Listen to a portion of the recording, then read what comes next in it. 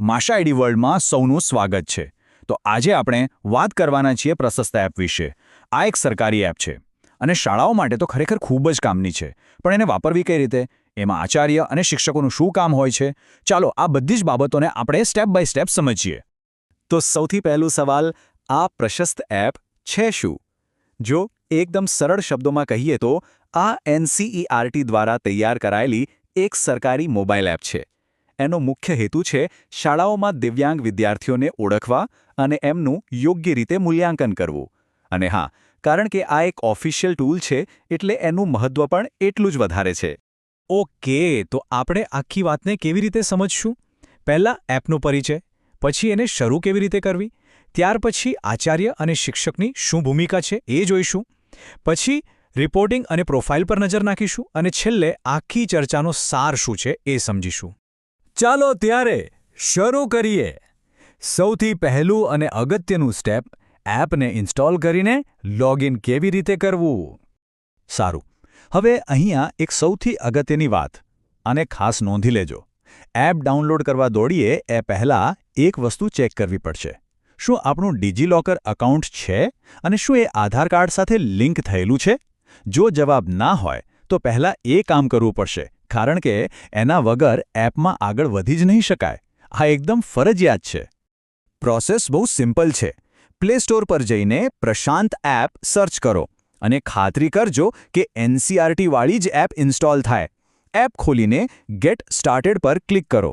Login માટે ઘણા option દેખાશે, પણ આપણે લોગિન વિથ આધાર જ પસંદ કરવાનું છે, કારણ કે આખી સિસ્ટમ એના પર જ આધારિત છે. હવે એ અહીંયા પોતાનો આધાર નંબર નાખવાનો છે. જેવો નંબર નાખીને નેક્સ્ટ કરશો એટલે તરત જ ડિજિલોકર સાથે જે મોબાઈલ નંબર રજિસ્ટર થયેલો હશે એના પર એક OTP આવશે. બસ એ OTP અહીંયા નાખીને કન્ટિન્યુ પર ક્લિક કરો અને લો, આપણું રજિસ્ટ્રેશન પૂરું. ઓકે, રજિસ્ટ્રેશન તો થઈ ગયું. હવે જોઈએ કે શાળાના આચાર્ય માટે આ એપમાં શું છે. એમના ડેશબોર્ડ પર કયા કયા ઓપ્શન્સ હોય છે અને એમની મુખ્ય જવાબદારીઓ કઈ છે એ જરા સમજી લઈએ. આચાર્ય જ્યારે લોગિન કરે ત્યારે એમના ડેશબોર્ડ પર મુખ્યત્વે 4 કામ દેખાય છે. પહેલું, શિક્ષકોને મેનેજ કરવા. બીજું, સ્પેશિયલ એજ્યુકેટરને મેનેજ કરવા. ત્રીજું, સ્ક્રીનિંગનું કામ સોંપવું. અને ચોથું, વિદ્યાર્થીઓની માહિતીનું સંચાલન કરવું. હવે શિક્ષકો અને સ્પેશિયલ એજ્યુકેટરને શાળા સાથે જોડવાની 2 રીત છે. એક તો શિક્ષક સામેથી રિક્વેસ્ટ મોકલે અને આચાર્ય એને એક્સેપ્ટ કરી લે, અથવા બીજી રીત છે કે આચાર્ય જાતે જ શિક્ષકનો પ્રશસ્ત એકાઉન્ટ નંબર નાખીને એમને મેન્યુઅલી એડ કરી શકે છે. શિક્ષકને કોઈ વર્ગનું સ્ક્રીનિંગ સોંપવું તો એનાથી પણ સહેલું છે. અસાઇન ન્યૂ સ્ક્રીનિંગ પર ક્લિક કરો, પછી જે તે ક્લાસ પસંદ કરો, એ ક્લાસ માટે શિક્ષક પસંદ કરો, કામ શરૂ અને પૂરું કરવાની તારીખ નાખો અને સબમિટ બટન દબાવી દો. બસ આટલું જ કરવાનું છે. અને છેલ્લું પણ એટલું જ મહત્વનું કામ, મેનેજ સ્ટુડન્ટ વિભાગ. અહીંથી આચાર્ય એ જોઈ શકે છે કે શિક્ષકોએ કયા વિદ્યાર્થીઓની પ્રોફાઇલ ભરી છે, એમાં કોઈ સુધારો કરવાની જરૂર હોય તો કરી શકે છે, અને જરૂર પડે કોઈ પ્રોફાઇલને કાઢી પણ શકે છે. તો આચાર્યની ભૂમિકા તો આપણે સમજી લીધી. હવે આવીએ શિક્ષક પર. જ્યારે શિક્ષક લોગિન કરશે ત્યારે એમને શું દેખાશે અને એમણે કયા કયા કામ કરવાના છે, ચાલો એ જોઈએ. શિક્ષક લોગિન કરે કે તરત જ એમના ડેશબોર્ડ પર સ્ટાર્ટ સ્ક્રીનિંગનું બટન દેખાશે. એના પર ક્લિક કરતાં જ આચાર્યએ એમને જે વર્ગ સોંપ્યો હશે એ દેખાશે. હવે બસ એ વર્ગ પસંદ કરીને એડ સ્ટુડન્ટ પર ક્લિક કરવાનું છે અને વિદ્યાર્થીઓની માહિતી ઉમેરવાનું કામ શરૂ. વિદ્યાર્થીઓને ઉમેરવા માટે અહીં પણ 2 ઓપ્શન્સ છે. ઇન્ડિવિજ્યુઅલ, એટલે કે એક કરીને વિદ્યાર્થીની માહિતી ભરી શકાય, અથવા તો બલ્ક અપલોડથી એક સાથે આખા ક્લાસના વિદ્યાર્થીઓને એડ કરી શકાય. અત્યારે આપણે ઇન્ડિવિજ્યુઅલ, એટલે કે એક વિદ્યાર્થી ઉમેરવાની રીત પર ધ્યાન આપીશું. ઓકે, તો હવે વિદ્યાર્થીની પ્રોફાઇલ બનાવતી વખતે કઈ કઈ માહિતી જોઈશે? જુઓ, કેટલીક તો એકદમ બેઝિક વિગતો છે, જેમ કે વિદ્યાર્થીનું પૂરું નામ, રજિસ્ટ્રેશન ID અને શાળાનો UDIS કોડ. આ બધું તો શાળાના રેકોર્ડ માટે જરૂરી જ હોય છે. પણ હા, એક વાત પર ખાસ ધ્યાન આપજો.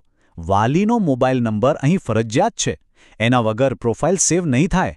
અને છેલ્લે કુટુંબની આર્થિક પરિસ્થિતિ જેવી કેટલીક બીજી માહિતી પણ ભરવાની રહેશે.